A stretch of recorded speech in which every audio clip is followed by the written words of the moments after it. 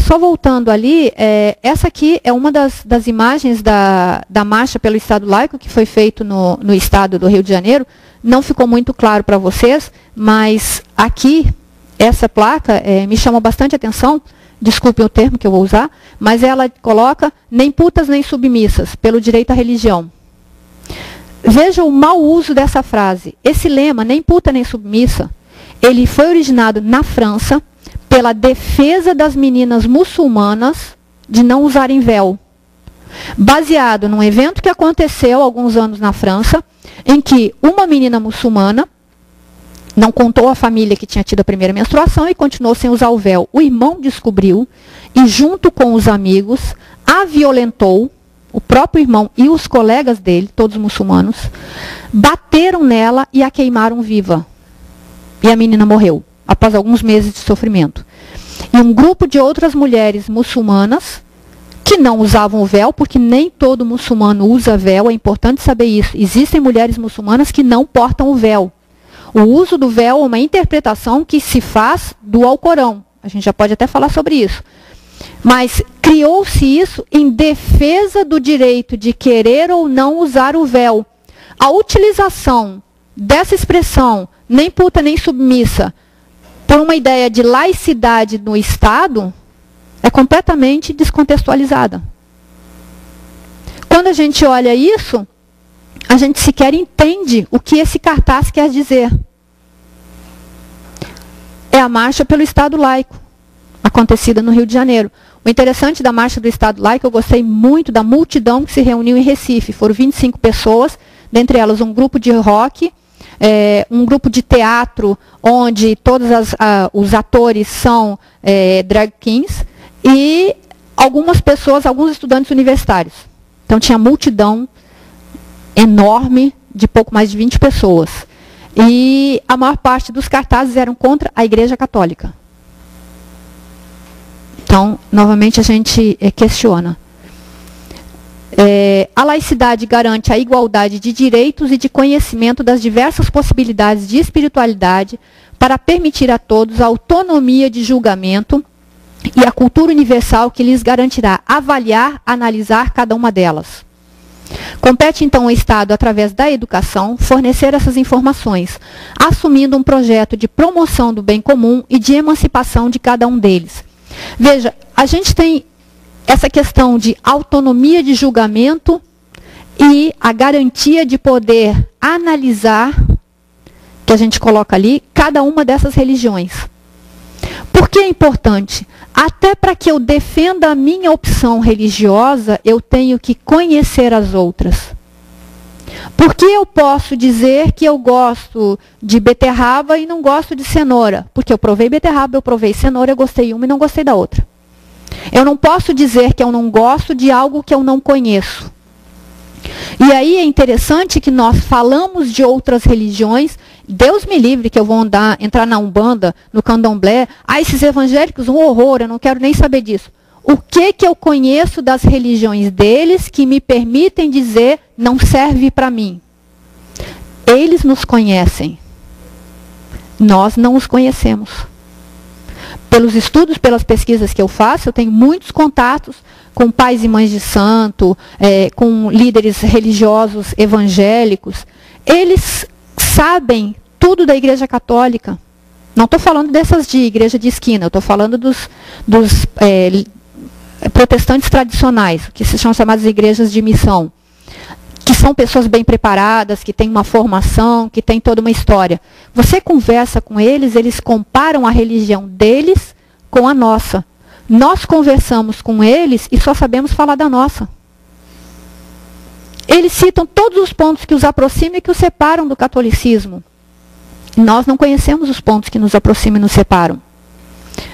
Há pouco tempo, eu conversando com uma mãe de santo, ela foi num determinado ritual, que ela me permitiu assistir diversos rituais, com o acordo de que eu não publique nada sobre isso. É realmente para aprender e poder ensinar aos meus alunos essa questão da tolerância. Ela disse, veja uma coisa que é engraçada, vocês fazem o sinal da cruz. A gente também, em determinados cerimoniais, faz uma cruz na testa das pessoas, semelhante ao que os padres fazem em diversos rituais católicos. Mas a nossa cruz é diferente da de vocês. A cruz de vocês é dor. A cruz de vocês representa um homem que morreu pela fé e vocês não o salvaram. A nossa cruz é a união entre céu e terra e os 4 pontos cardeais. Eles têm uma cruz como a nossa. Ela sabia a explicação da minha cruz e eu não sabia a explicação da cruz dela. Então, mesmo na aula de ensino religioso, ao ensinar as outras religiões para os meus alunos, eu permito a eles estabelecer espírito crítico, que faz com que eles digam por que eles optaram por uma determinada religião e defendam os princípios deles. Por que, apesar de eu conhecer todas as religiões, eu mantenho a minha fé? Eu brinco até com determinados alunos que eles têm que ter cuidado, os alunos que são de ciência das religiões, que eles podem ir a essas igrejas sem preparação e gostarem. Eu digo, olha, vocês podem provar e gostar. Vocês não têm preparação e vocês serão facilmente enganados por qualquer tipo de proposta ou de promessa que for feita a vocês. A questão de permitir essa autonomia de julgamento permite que as pessoas se fortifiquem na sua fé. Não me importa que fé você tem ou que religião você pratica. Me importa que você esteja consciente da prática dessa religião. Veja que se descontextualiza muitas frases que foram ditas, a história de Marx e o ópio do povo. Quando a gente lê o que Marx fala sobre a religião, você não pode dizer que ele era contra a religião, ele é contra a alienação causada pela religião. Mas se eu opto por ter aquela religião e eu sou consciente que ela me impõe limites, que eu não posso mais fazer tudo o que eu quero porque a minha religião não deixa, eu tenho o direito de tê-la. Se eu me drogo, sei que a droga me faz mal e mesmo assim eu quero continuar me drogando, é o meu direito. Se eu quero ter uma religião, mesmo sabendo de todos os impedimentos que ela impõe, é o meu direito. Se eu quero ser muçulmana, andar de véu na rua e não poder fazer determinados tipos de atividade, é o meu direito. E o Estado tem que garantir e todos têm que respeitar. Numa visão liberal de convivência, segundo a qual existem direitos fundamentais dos indivíduos que o Estado deve reconhecer, ninguém pode ser tão igualitário a ponto de não reconhecer o direito à diversidade religiosa. Isto é, o direito que cada um tem de adorar o seu próprio Deus ou de não adorar Deus algum. Então, o máximo da liberdade é aceitar o meu direito de ter a minha liberdade de escolher, eu quero crer ou eu não quero crer. E se eu quiser crer no Deus ou na divindade ou na espiritualidade que eu quiser crer. Isso é o máximo do nosso liberalismo. O liberalismo não diz que nós somos aquilo que nós fazemos. O Estado deve ser mínimo, deve ter intervenção mínima na vida da gente, inclusive no domínio espiritual. O Estado não deve se imiscuir na vida religiosa de ninguém. Segundo a Corte de Justiça da União Europeia, a discriminação material consiste em tratar, seja de maneira diferente, as situações similares, seja de maneira idêntica a situações diferentes. A gente tem um ponto bastante interessante aí, porque normalmente a gente pensa em discriminação como tratar de maneira diferente as pessoas. Mas a gente não pensa nas situações das pessoas. Católicos têm determinados preceitos, e veja que hoje mesmo nós estamos cada vez mais tolerantes conosco mesmo. Bom, eu sou católico, mas eu não sou praticante. Eu não vou muito à missa. Você vai no dia de Natal, mas eu continuo católico. E nós toleramos todo mundo que tem todo tipo de prática. Eu até hoje não conheci nenhum católico que se recusa, por exemplo, a fazer uma prova num domingo, porque o domingo é um dia santo para os católicos. Mas não se faz prova no sábado por causa dos diversos sabatistas, de judeus, de muçulmanos, e aí todas as outras religiões. E por que nós fazemos prova no domingo? Domingo é o dia santo dos católicos. Todo mundo que respeita uma religião que do pôr do sol da sexta-feira ao pôr do sol do sábado não pode trabalhar, Tem o direito de não fazer prova na universidade, inclusive nas universidades públicas, que são laicas. Tem o direito de não trabalhar e não ser perseguido pelo patrão por causa disso. Tem o direito de uma série de não atividades. Hoje mesmo, as testemunhas de Jeová, que antigamente era considerado um grande problema, porque os jovens não se alistavam, já que a religião não permite que eles toquem armas, hoje pode ser transformado em serviço comunitário. E o católico que disser que não pegue em armas porque Deus disse que ele deve defender a vida. Quantos católicos, e aí eu vejo que majoritariamente aqui nós temos homens, quantos de vocês alegaram para não servir ao exército, por exemplo, que vocês eram católicos e que a religião de vocês diz que nós devemos preservar a vida? Nós somos muito flexíveis nas nossas posições. Nós somos muito tolerantes conosco mesmo. Nós escondemos as nossas cruzes, nós escondemos os nossos espaços públicos. Um católico, quantos vocês já viram? Eu entro no avião e faço o sinal da cruz. Minha mãe sempre, quando a gente ia viajar, antes de começar a viagem, pedia que Deus nos acompanhasse. Mas um muçulmano, no meio de um voo, chegou a hora no relógio dele de rezar, ele abre a mesinha, bota um tapetinho em cima da mesinha e reza a cabeça encostada naquela mesinha. Eu já cansei de ver isso em voo internacional.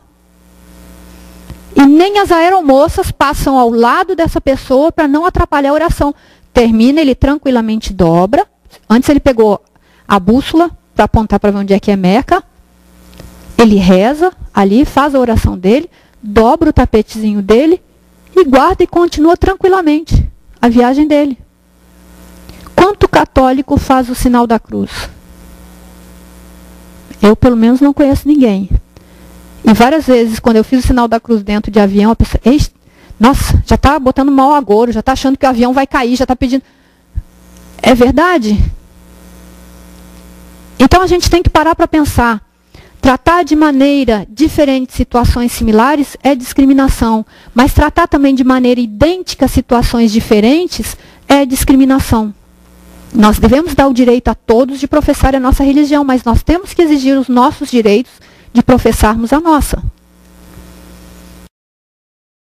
A Secretaria Especial de Direitos Humanos, ao apresentar a cartilha Diversidade Religiosa e Direitos Humanos de 2004, propõe: o Programa Nacional dos Direitos Humanos pretende incentivar o diálogo entre os movimentos religiosos para a construção de uma sociedade verdadeiramente pluralista com base no reconhecimento e no respeito às diferenças. Muito bonito. Se alguém teve a curiosidade de ler essa cartilha, ela começa dizendo: Deus é bom, Alá é bom, Jeová é bom. Ela cita diversas divindades. Automaticamente ela exclui o ateu e o agnóstico da discussão sobre a diversidade religiosa e sobre o direito à diversidade religiosa. Ou seja, nós esquecemos as religiões dos outros como se eles não fossem incomodados por esse esquecimento. Eu não sei se vocês acompanham um pouco, mas a gente tem para o ensino religioso a revista Diálogo, que eu indico várias vezes para os alunos, mas que eu acabei de receber essa semana, por causa da greve dos Correios, chegou atrasado. E antes de vir para cá, eu estava lendo, e tem um artigo sobre espiritualidade e saúde, que fala sobre os cultos afro e a espiritualidade. E, ao final da leitura, eu tenho certeza de que todos os membros, ou todo o pessoal do povo de santo, é completamente alienado, alucinado, e todas as práticas deles ligadas à espiritualidade e saúde são enganação ou então loucura coletiva. Alguém que lê a revista, que são professores que vão formar para o ensino religioso, e desconhece o que os cultos afro fazem em torno de espiritualidade e saúde, saem dali cheios de preconceitos.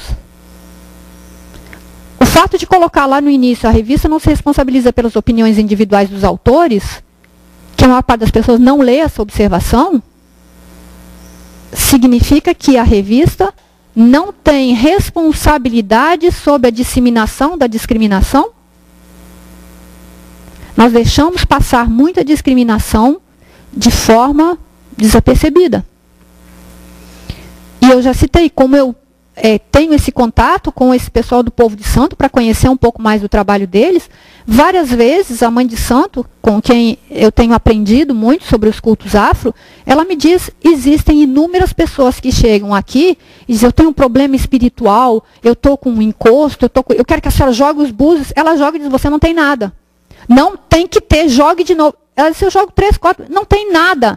O seu problema é mental. Não é espiritual, mas se eu disser o seu problema é mental, vai dizer, essa mãe de santo é uma charlatã. Quanto é que eu pago para a senhora fazer a limpeza espiritual? Isso é como se o pai ou mãe de santo estivesse ali para fazer limpeza de todo o problema do mundo. Como na Idade Média se procurava o padre e se pedia que ele fizesse um exorcismo porque o diabo tinha tomado conta da pessoa. As religiões não podem tratar com todo tipo de problema mental. Mas nós achamos que todo tipo de problema mental pode ser resolvido pela religião. Então nós temos que ter cuidado. Nós disseminamos informações de coisas que nós não conhecemos. E eu volto a dizer, nós, da academia, nós muitas vezes nos recusamos a discutir sobre religião. E como nós não discutimos sobre religião, nós deixamos que qualquer pessoa que não tem estudo, que não tem cultura, que não tem preparação, fale por nós, distorcendo a realidade. É importante que nós tenhamos conceitos sólidos, que nós tenhamos uma formação sólida, para que nós possamos entrar na discussão com argumentos. E com argumentos, nós derrubamos todos aqueles que não têm argumentos. Nós os nossos problemas. Acho que ele está pensando. Acreditamos também que a Igreja Católica, alvo principal dos ataques, diversas vezes apontadas como responsável por intervenções nas ações do Estado, tem a obrigação de entrar no debate com argumentos sólidos e refletidos. Essas aí, novamente, são imagens dessa passeata, né, dessa marcha que foi feita pelo Estado laico. Veja essa central, tirem os rosários dos nossos ovários. Qual a relação entre o rosário e os ovários? É porque a Igreja Católica se posiciona contra o aborto? Mas o rosário, para um cristão, é um símbolo religioso. Aqui nós podemos defender os nossos direitos contra a discriminação. Se você for olhar outros, nem padres nem religiosos, o outro, não pague nada com meu dinheiro, se referindo já às Jornadas Mundiais da Juventude que vem em 2013. Eu me pergunto, eu odeio esporte. Futebol, então, nem pensar. Eu acho que o futebol é o verdadeiro ópio do povo. Por que eu estou pagando Copa do Mundo? Por que eu estou pagando Jogos Olímpicos? Quem é que está se questionando onde está indo o meu imposto, eu que detesto o futebol? Que eu acho que o futebol hoje no Brasil contribui muito mais para o descrédito da educação e da formação que nós damos nas nossas escolas do que qualquer outra coisa. Hoje você chega numa escola e diz para o aluno, estuda e vai vencer, ele diz, para quê? Para ser professor igual você e ganhar salário mínimo? Eu vou ser jogador de futebol, que ganha milhões e pode ser analfabeto. E é verdade o que ele diz.